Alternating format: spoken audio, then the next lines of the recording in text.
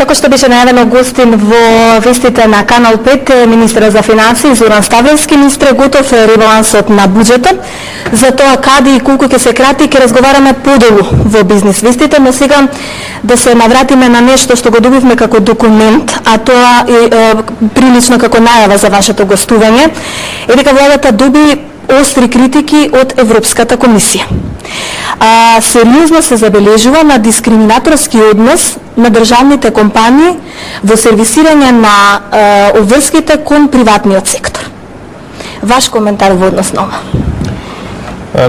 Во суштина, ние од почетокот на годинава, значи со самата економска криза, настојувавме државните компании да редовно ги сервисираат своите обврски и дури на владени седници имаме често информации за тоа колку се тие обврски и на кој начин државните компании, јавните предпријатија, агенции, фондови, министерствата ги сервисираат овие обврски. Така да настојуваме максимално со оглед на тоа дека сите располагаат со доволно средства во нивните буџети, редовно да ги сервисираат обврските. При тоа треба да се направи разлика дали се достасани обврски или недостасани, така да оној благ притисок врз јавните предпријатија да редовно ги сервисираат своите обврски, владата го врши и мислам дека во целина успеваме да обезбедиме ликвидност нивна и да се плаќаат обврските. Така, во извештајот испратен од Секретаријатот за стабилизација, Комитетот за стабилизација и асоциација на крајот на јуни, ден пред да се отиде министерот Боцевски од владата.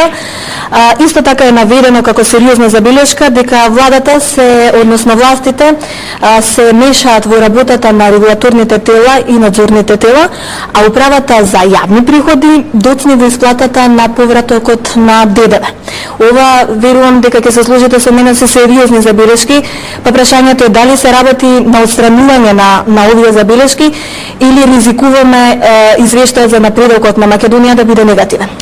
Јас би се согласил дека сите укажувања на Европската комисија владата ги зема најсериозно, ги анализира, ги разгледува и презема мерки за да ги надмине. За оваа фаза во развој во Македонија можеби некои работи се нормални, дека не може да бидат со истите стандарди со кои што се во развиените земји, но ние правиме напор да ги подобриме и да, како овие работи што ги спомнавте, така и некои други, да се обезбедат стандардите, независноста на регулаторните тела и сите други сегменти што се битни за постигнување на осните критериуми. И во тој дел имаме и евидентен напредок, верувам дека ќе успееме да ги докомплетираме сите барања што се поставени и сите укажувања добронамерни, би рекол, не само заради тоа, заради извештајот и заради Европската комисија, заради самите нас. Што ќе се случи доколку посфрлиме? Наше е да работиме, да максимално направиме и сметам дека она што се бара од нас, што се преостанати критериуми, ќе успееме да ги докомплетираме. Ние во овој период имаме на секој, да речем, 10 дена, ги разгледуваме мерка по мерка сите работи кои што беа зацртани со акцијскиот план за европско партнерство и верувам дека во најголем дел ќе бидат остварени. Ви благодарам за кусиот разговор за темата на денот ребалансот на буџетот. Ќе гостувате подолу во бизнис вестите. Ребалансот на буџетот денеска стаса во владата, што и колку ќе се крати и како лошите економски показатели за домашната економија ќе влијат на вкупната економска слика на земјата. Гостин во бизнис вестите на Канал 5 е министерот за финансии Зоран Стабилски. Индустријското производство 10 месеци поред паѓа. Од каде оптимизмот во владата кога речиси сите статистички показатели укажуваат на тоа дека економијата тоне? Какви се прогнозите во Министерството за финансии? Министерството за финансии во рамките на подготовките за ребалансот ги оцени најновите случувања во реалниот сектор, посебно во делот на индустријското производство, меѓутоа и податоците за градежништвото, за земјоделството и другите области. И нашите последни проценки се дека треба да се ревидира бруто домашниот производ, односно дека Македонија во 2009 година ќе оствари негативна стапка од минус 0,6%. Очекуваме дека вториот квартал е со најниска стапка, значи со минус 2%. Во третиот квартал ќе имаме повторно негативен резултат, значи рецесија. со некаде меѓу 1 и 1,5% и очекуваме постепено Македонија да излезе од таа рецесија во четвртиот квартал од годинава со пораст на бруто домашен производ од 1,5%. Со вакви црни прогнози, како владата ќе се справува, што ќе привземе кога земјата и официјално ќе влезе во рецесија? Јас би ги оценил прогнозите како реални. Значено е на влада да биде реална во оценките на состојбите и како светската рецесија се продлабочуваше, така ние постепено ги менувавме нашите проекции и така прават и Меѓународниот монетарен фонд и сите други влади, со цел ниту да се направи преголем оптимизам, нереален оптимизам, ниту пак преголем песимизам, бидејќи и тоа не е добро за економијата.